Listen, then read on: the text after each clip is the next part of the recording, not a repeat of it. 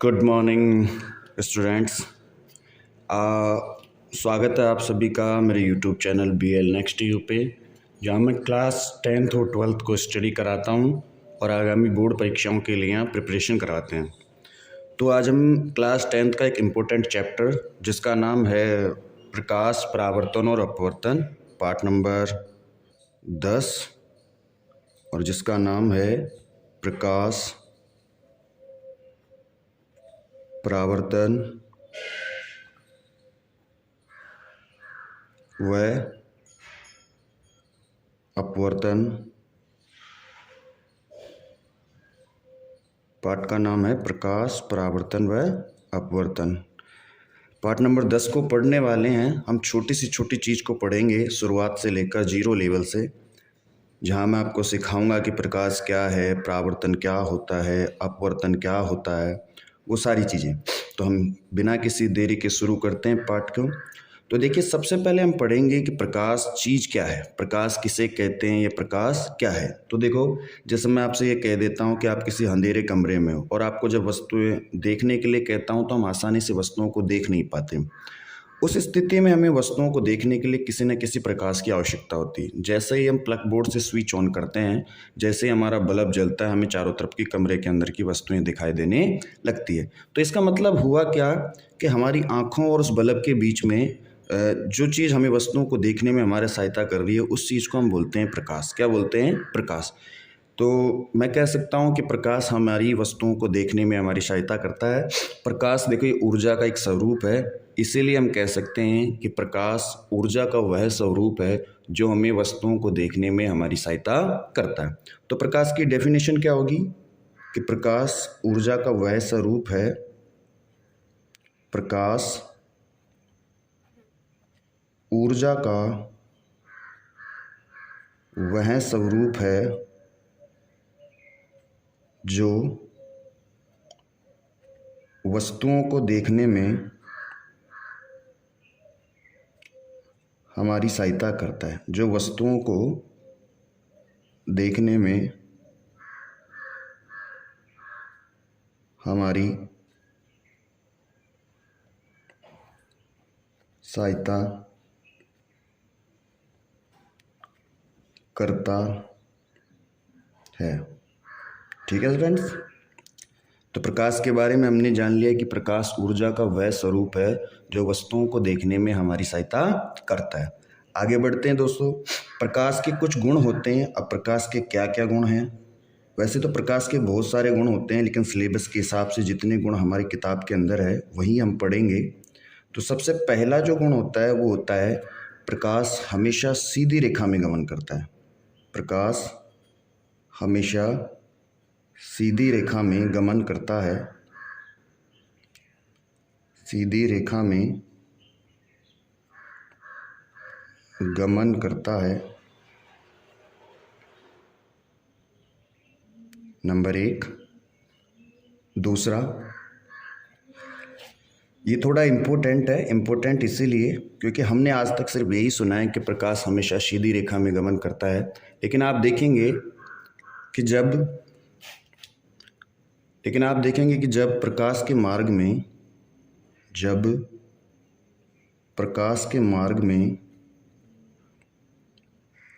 कोई अत्यंत छोटी वस्तु, जैसे मैं कह सकता हूँ कि ब्लेड, जब प्रकाश के मार्ग में कोई अत्यंत छोटी वस्तु रख देते हैं तो प्रकाश सीधी रेखा में चलने के बजाय सीधी रेखा में चलने के बजाय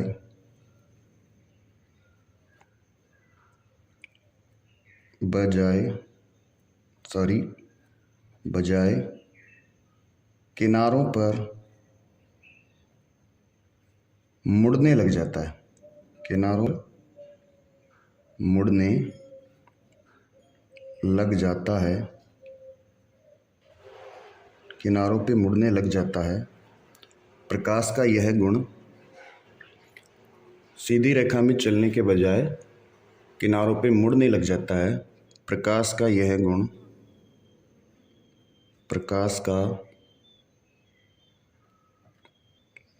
गुण विवर्तन कहलाता है। तो क्या समझे हम कि प्रकाश जब सीधी रेखा में चलेगा और इसके मार्ग में जैसे ही कोई हमने अत्यंत छोटी वस्तु रख दी तो ये इसके किनारों पर मुड़ने की प्रवृत्ति दर्शाता है। प्रकाश के इस गुण को हम कहते हैं विवर्तन। नंबर 3, देखिए जब भी प्रकाश को किसी द्रव के अंदर से गुजारा जाता है तो ये तरंग के रूप में व्यवहार करता है। तो इसीलिए हम कह सकते हैं कि प्रकाश में एक तरंग दैर्ध्य का गुण भी पाया जाता है। तो नंबर 3 लिखेंगे, प्रकाश में तरंग दैर्ध्य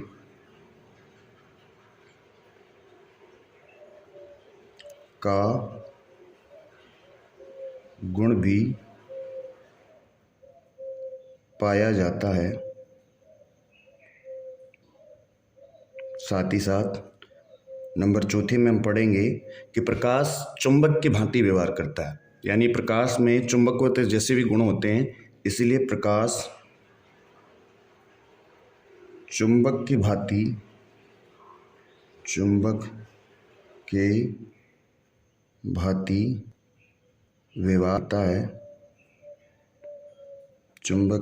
व्यवहार करता है। इसीलिए प्रकाश के भांति व्यवहार करता है।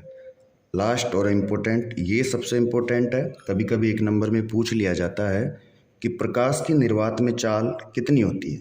तो प्रकाश की निर्वात में चाल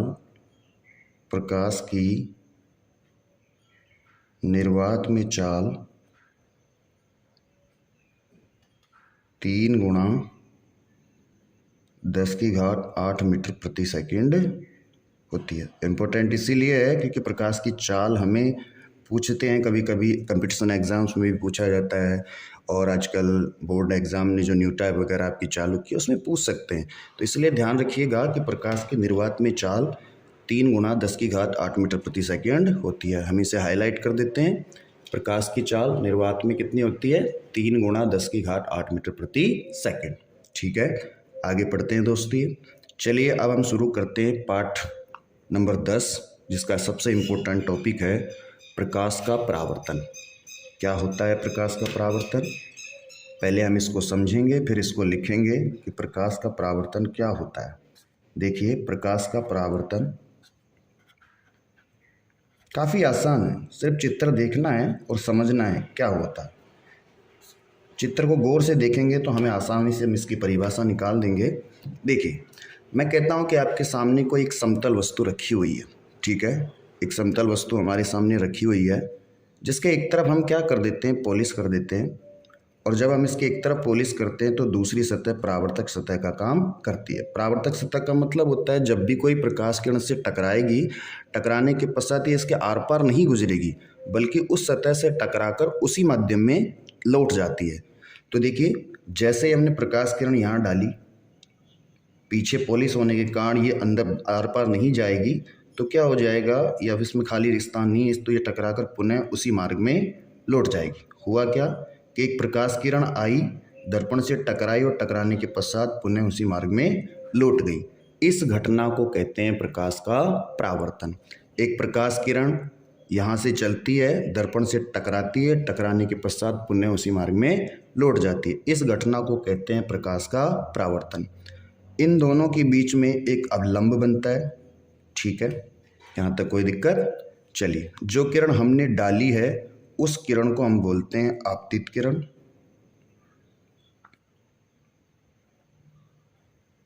जो टकराने के बाद बनती है उस किरण को हम नाम दे देते हैं परावर्तित किरण। ठीक है, जो लंब हमारा बना उस लंब को हम नाम दे देते हैं अभिलंब। चलिए देखिए, चित्र को ध्यान से देखने पर हम देखते हैं कि यहाँ पर 2 प्रकार के कोण बनते हैं, एक वाला कोण ये और एक वाला कोण ये। अब इन कोणों के क्या क्या नाम है वो भी हम पढ़ेंगे। तो देखिए कोणों के क्या क्या नाम हैं। सबसे पहले आपतित किरण और अभिलंब के बीच में, आपतित किरण और अभिलंब, ये वाली आपतित किरण मतलब ये वाली आपतित किरण और ये अभिलंब, इन दोनों के बीच में जो कोण बनता है इस कोण को नाम देते हैं हम आपतन कोण। ठीक है, क्योंकि ये आपतित किरण और किसके बीच में बन गया, अभिलंब, इसलिए इस कोण को नाम दे दिया हमने आपतन कोण। आपतन कोण को जब हम पढ़ेंगे तो कोण आई से दर्शाते हैं। ठीक है, तो आप बताइए फ्रेंड्स, आप लोग बताइए कमेंट में कि परावर्तित किरण और अभिलंब के बीच में कौन सा कोण बनेगा। जैसे आपतित किरण और अभिलंब के बीच में बन गया आपतन कोण, तो परावर्तित किरण और अभिलंब के बीच में बनेगा परावर्तन कोण। और परावर्तन कोण को हम दर्शाते हैं कोण आर से। किससे दर्शाते हैं, कोण आर से। देखिए 5-6 चीज़ें हमने पढ़ी है। सबसे पहले हमने पढ़ा प्रकाश का परावर्तन, कि जब प्रकाश किरण किसी सतह से टकराती है तो टकराने के पश्चात पुनः उसी मार्ग में लौट जाती है। इस घटना को बोलते हैं प्रकाश का परावर्तन। जो किरण हमने डाली है वो किरण कौन सी हो गई, आपतित किरण। जो टकराने के पश्चात बनी वो किरण हो गई परावर्तित किरण। इन दोनों के बीच में एक लंब बनता है जिसको हम नाम दे देते हैं अभिलंब। आपतित किरण और अभिलंब के बीच में जो कोण बना उस कोण को हम कहते हैं आपतन कोण। इसी प्रकार अभिलंब और परावर्तित किरण के बीच में जो कोण बना उसको हम बोल देते हैं परावर्तन कोण। तो चलिए फ्रेंड्स, हमारे पास ये हो गया, परावर्तन की परिभाषा आ गई। तो लिख लेते हैं परावर्तन की परिभाषा। चलिए, परावर्तन की क्या परिभाषा हमने पढ़ी कि जब प्रकाश किरण किसी सतह से टकराती है, जब प्रकाश किरण किसी सतह से टकराती है, जब प्रकाश किरण किसी सतह से टकराती है तो टकराने के पश्चात क्या होता है, पुनः उसी माध्यम में लौट जाती है, पुनः उसी माध्यम में लौट जाती है, पुनः उसी माध्यम में लौट जाती है। इस घटना को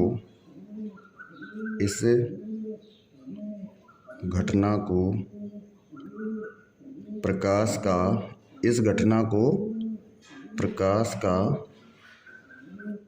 परावर्तन कहते हैं। इस घटना को प्रकाश का परावर्तन कहते हैं। चलिए, यहाँ पे कोई दिक्कत। और इसके अलावा हमने क्या पढ़ा, इसके बाद हमने पढ़ा कि जब प्रकाश, परावर्तन फिर से पढ़ लेते हैं। जब प्रकाश किसी सतह से टकराती है, प्रकाश किरण के पश्चात, टकराने के पश्चात पुनः उसी माध्यम में लौट जाती है, इस घटना को बोलते हैं प्रकाश का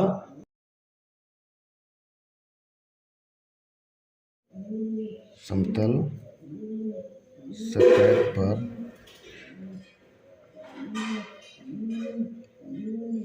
डाली वह किरण जो समतल सतह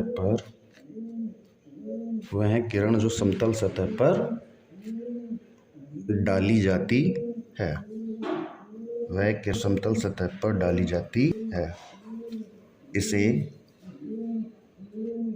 आपतित किरण कहते हैं। चलिए, आपतित किरण हो गई। इसके बाद में क्या आएगा, इसके बाद में आएगा नंबर 2 पे सर, परावर्तित किरण। परावर्तित किरण क्या होगी, सतह से टकराने के पश्चात, सतह से, कौन सी सतह से, दर्पण की सतह से जिस पे हम प्रकाश किरण डाल रहे हैं, सतह से टकराने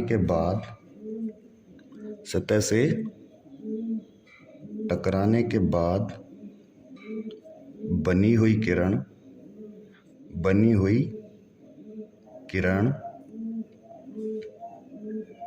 परावर्तित किरण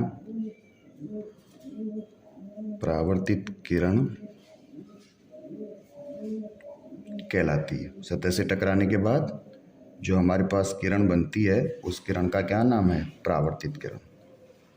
चलिए, नंबर 3 क्या पढ़ा हमने, अभिलंब। अभिलंब क्या होता है, दोनों किरणों के बीच, कौन कौन सी किरण, एक किरण हो गई परावर्तित किरण और दूसरी हो गई आपतित किरण। तो आपतित किरण और परावर्तित किरण के बीच कौन कौन सी? आपतित किरण, बोलिए, देखो जितना ज़्यादा बोलोगे आप उतना ज़्यादा सीखोगे। आपतित किरण व परावर्तित किरण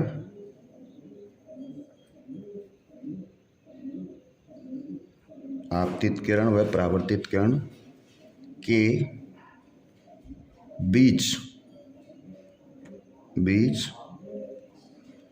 बना हुआ आपतित किरण व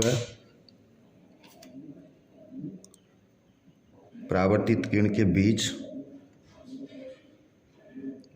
बना हुआ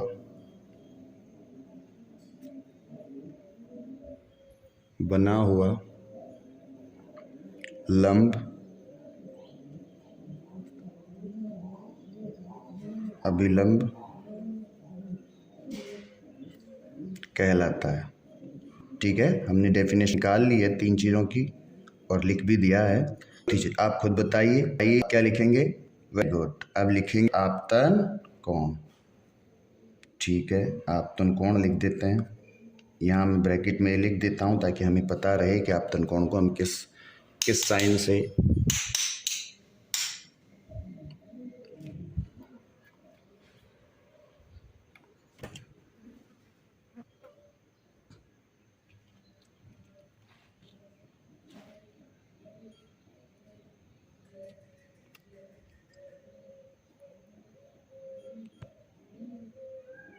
ठीक है, आपतन कोण हम लिखेंगे कि अभिलंब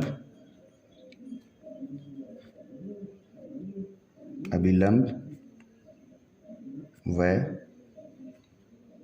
आपतित किरण के बीच बना हुआ कोण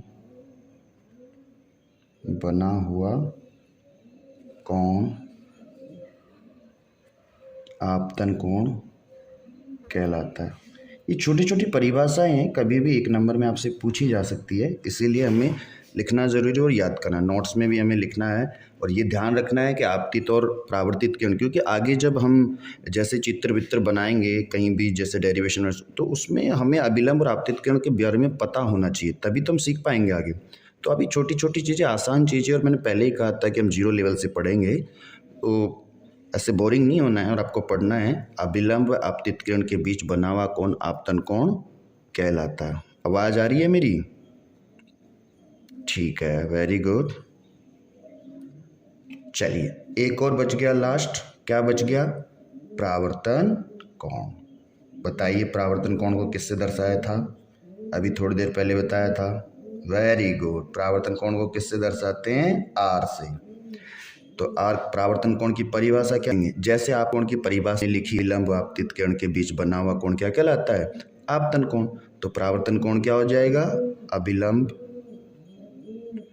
व परावर्तित किरण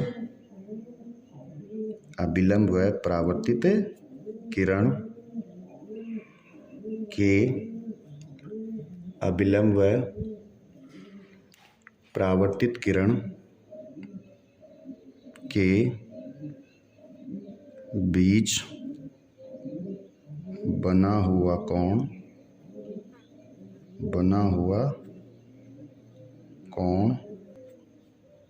परावर्तन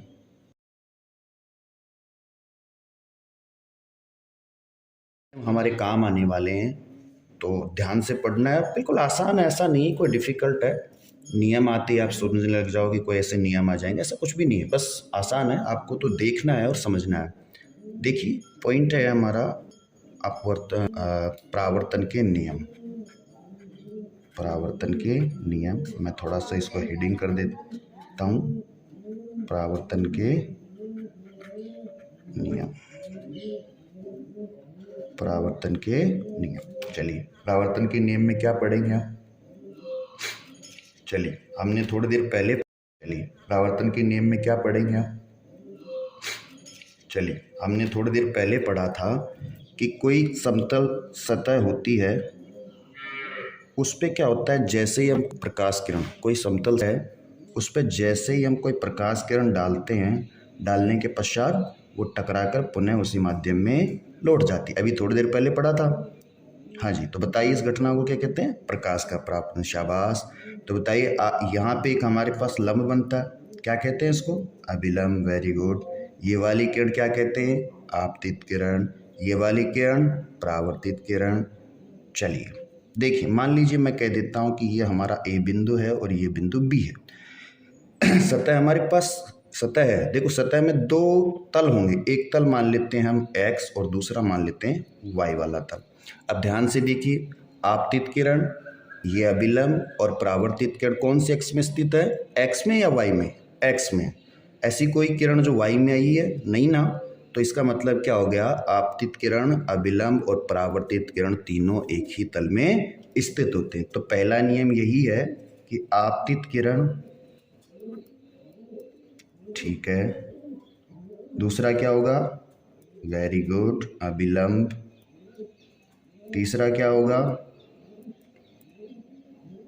परावर्तित किरण। तीनों के तीनों एक ही तल में स्थित होते हैं, तीनों एक ही तल में स्थित होते हैं। ये नियम हमें जो हमारे डायग्राम बनेंगे, चित्र वगैरह आगे जैसे हम पढ़ेंगे बिंदु पे, उसमें काम आएंगे। तो याद रखना, आपतित किरण, अभिलंब, परावर्तित तीनों एक ही तल में स्थित होते हैं। चलिए नंबर दूसरा क्या है? मान लीजिए मैं आपको ये कह देता हूँ कि ये वाला जो एंगल है 45 डिग्री का। कितने डिग्री का है? 45। और ये वाला एंगल भी मैं कह देता हूँ 45 डिग्री का है। तो हम क्या बोल सकते हैं कि सर आपतन कोण 45 डिग्री का है और परावर्तन कोण भी कितने डिग्री का है? 45 डिग्री का। तो इसका मतलब क्या हुआ कि आपतन कोण और परावर्तन कोण बराबर होते हैं। तो जब भी हम प्रकाश किरण गुजारेंगे और वो दर्पण से टकराकर जब पुनः उसी माध्यम में लौटती है, तो ये ध्यान रखना है कि जो दोनों कोण बनेंगे वो क्या होंगे? हमेशा बराबर। इसीलिए मैं कह सकता हूँ कि आपतन कोण, रूल नंबर 2, जिसमें हम लिखेंगे कि आपतन कोण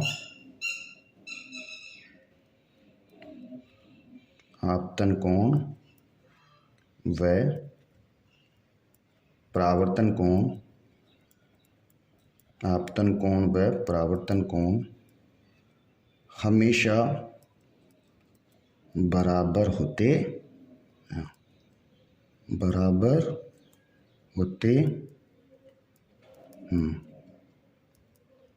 तो हम इसको ऐसे लिख सकते हैं कि कोण आई बराबर क्या हो जाएगा? कोण आर। Very good. चलिए एक प्रश्न लिख देते हैं, छोटा सा प्रश्न है, आप लोगों को बताना है। मान लीजिए एक समतल सतह है, इस सतह पर हम प्रकाश किरण डालते हैं। एक समतल सतह है जिस पर हम क्या डाल देते हैं?